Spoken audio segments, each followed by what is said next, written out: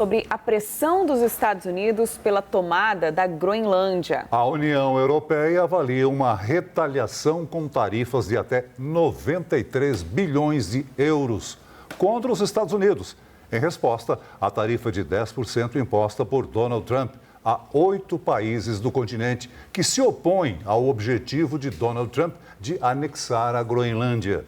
Em entrevista à NBC News, Trump reforçou a taxação a partir de fevereiro. Em meio às ameaças, o primeiro-ministro da Groenlândia, Jan-Frederik Nielsen, afirmou que a ilha não se deixará pressionar. O chanceler alemão Friedrich Merz disse que a União Europeia está em posição de reagir quando confrontada com tarifas irracionais dos Estados Unidos. Assunto para o nosso correspondente Sérgio Uth, direto de Londres. Boa noite, Sérgio. Líderes dos países do bloco farão uma reunião de emergência em Bruxelas na próxima quinta-feira para traçar uma posição comum diante do agravamento das tensões no Ártico. Uma possível guerra tarifária entre os Estados Unidos e a Europa vem ganhando força?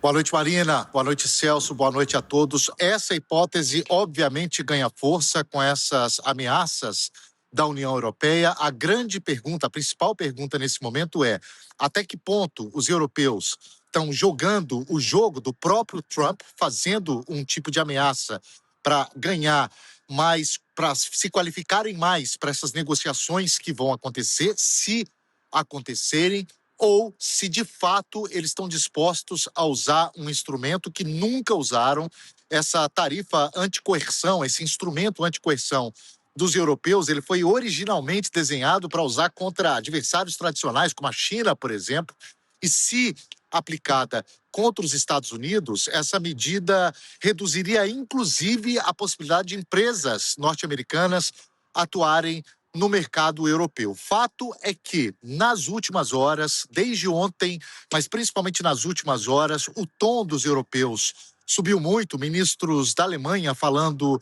em chantagem, o ministro das Finanças francês dizendo que nunca se viu algo parecido. Há pouco, no parlamento aqui do Reino Unido, houve propostas, inclusive para que Escócia e Inglaterra boicotem a Copa do Mundo, que acontece nos Estados Unidos no meio do ano. Portanto, há uma movimentação, geopoliticamente falando, há uma movimentação de placas tectônicas, eu diria, porque o que está se desenhando aí é a ruptura de uma aliança política e militar, da principal aliança política e militar desse planeta. Sérgio, boa noite. Diante da escalada de tensão, Trump é esperado no Fórum Econômico Mundial em Davos nesta semana, né? A gente sabe que esse é um dos encontros mais emblemáticos da ordem econômica global. Qual é a expectativa para a fala de Trump em meio às ameaças de uma guerra tarifária entre as principais economias do mundo? O tema do encontro desse ano é o espírito de diálogo. A gente sabe que Davos é um lugar de muito frio. Eu te pergunto, há clima para diálogo? Pois é, esse é o grande ponto de interrogação, Celso. Há possibilidade de diálogo ou não? Os depoimentos, as declarações que vêm da União Europeia é que eles preferem o diálogo ao enfrentamento, mas ao mesmo tempo estariam preparados para agir caso os Estados Unidos persistam com essa ideia. Fato é que os próximos passos dos europeus, principalmente, serão definidos a partir das declarações e do comportamento do presidente Donald Trump na quarta-feira em Davos, na Suíça, ele que volta a esse palco que é tão importante.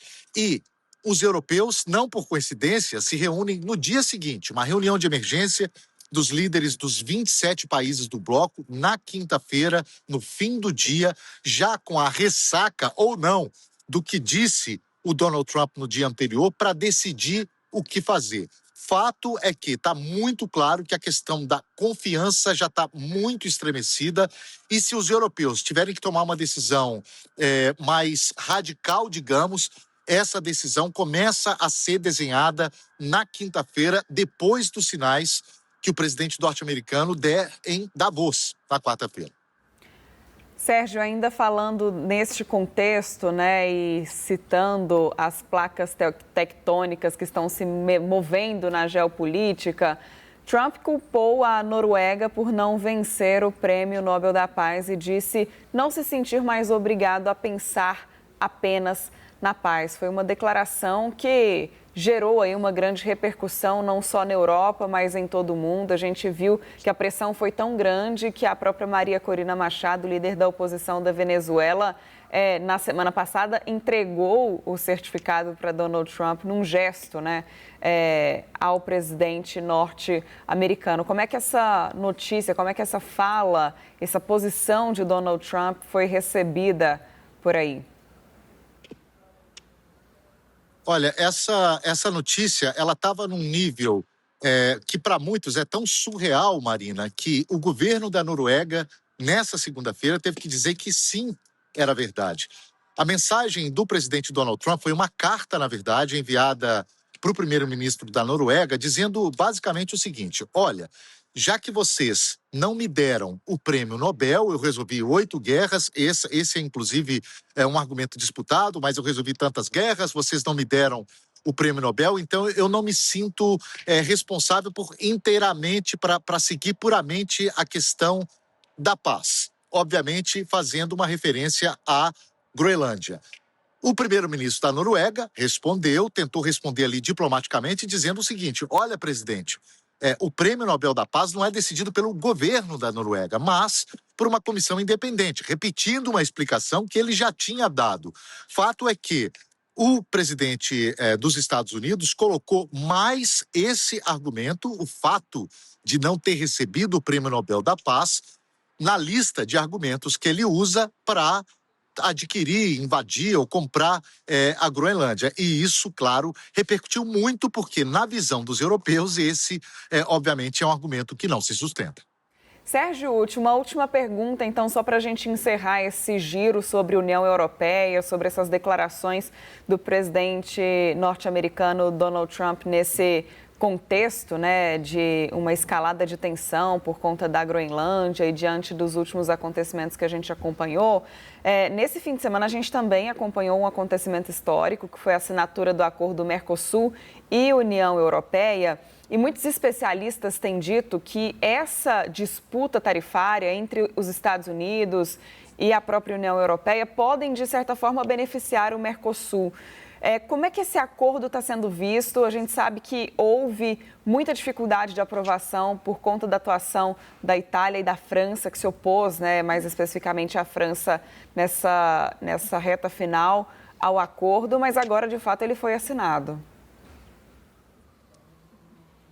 Pois é, eu respondo a sua pergunta, Marina, fazendo referência a uma declaração de hoje do premier da Alemanha, Friedrich Merz, que disse o seguinte: olha, nesse contexto, e ele contextualizando, obviamente, essa disputa tarifária com os Estados Unidos, ele lembrou o seguinte: olha, nós assinamos um acordo com o Mercosul nesse momento de disputa tarifária, o que mostra a importância do multilateralismo e de se ter outros mercados. Portanto, os europeus, principalmente a ala que era favorável ao acordo Mercosul-União Europeia, que é uma ala majoritária hoje no bloco europeu, colocando ali, olha, quão importante foi ter assinado o acordo nesse momento em que um parceiro tão importante quanto os Estados Unidos nos ameaçam novamente com tarifas. Por enquanto, essas tarifas são para 8 países ali que mandaram tropas para a Groenlândia, mas afetam, obviamente, no mercado tão unido quanto o mercado europeu, acaba afetando todos eles. E esse acordo com o Mercosul é colocado, o nível de importância dele, digamos, sobe ainda mais diante desse contexto dos Estados Unidos impondo mais tarifas aos europeus. Sérgio Ucci, direto de Londres, participando do jornal SBT News. Nós agradecemos a sua participação, Sérgio. Boa noite.